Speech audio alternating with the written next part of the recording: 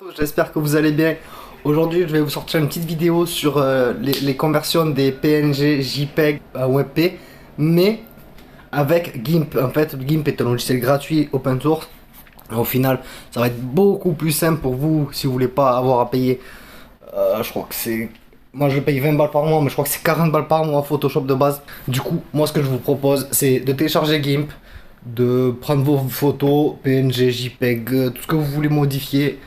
Et derrière, ce qu'on va faire ensemble, on va venir l'exporter en WebP pour tout simplement, voilà quoi, avoir des images caliente. Du coup, c'est parti, on va tout de suite sur le site de GIMP.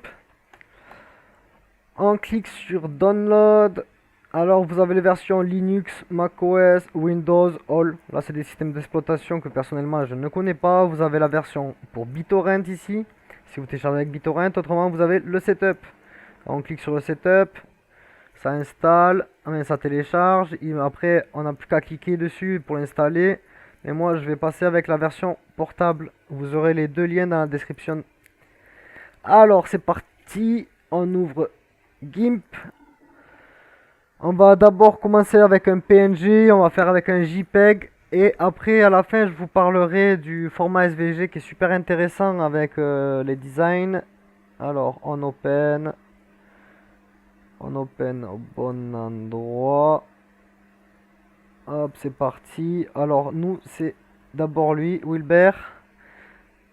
On exporte. Du coup, on fait File, Export As. Ici, on a juste à changer l'extension du fichier en tapant WebP. Et c'est bon, on exporte.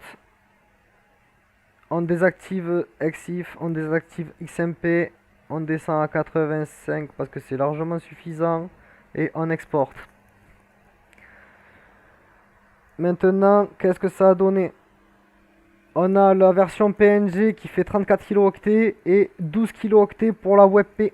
On va tester maintenant avec une JPEG pour voir la différence avec Photoshop. On ouvre la JPEG. Une fois qu'elle est ouverte, on exporte.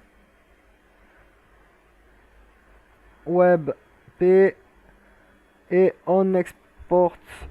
Normalement, il va me dire qu'il y a un fichier qui a déjà ce nom, mais c'est pas grave, on le remplace. Non, on ne remplace pas.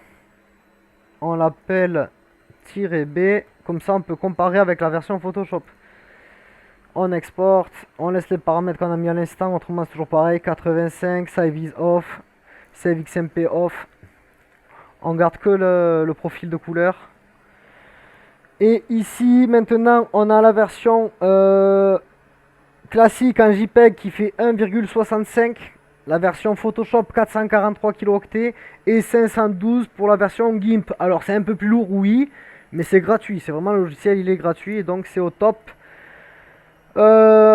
Et petit bonus, regardez cette image, je vous montre comment elle est grande. Concrètement, elle fait 2000 pixels par 1800, il me semble. C'est un gros format.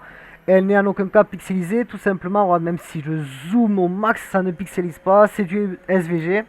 C'est un format qui sert surtout pour tout ce qui est logo, design, tout ça, pour tout ce qui est dessin.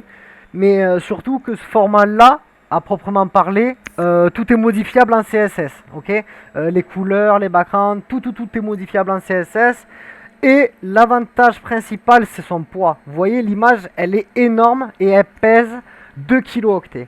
Honnêtement, c'est le top. Après, elle est énorme, mais elle ressemble à rien. Mais il y a beaucoup de calculs pour cette image.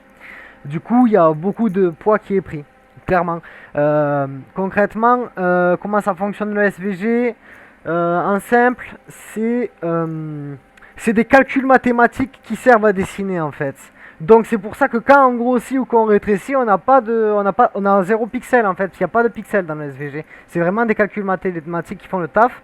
Et là j'ai fait ça, c'est assez sommaire. Mais si vous faites des belles illustrations sur Illustrator ou quoi que ce soit, ça peut donner quelque chose de pas mal. D'ailleurs, dans une vidéo, c'est prévu que je vous montre comment recopier un logo pour vous entraîner avec Illustrator et Transparency.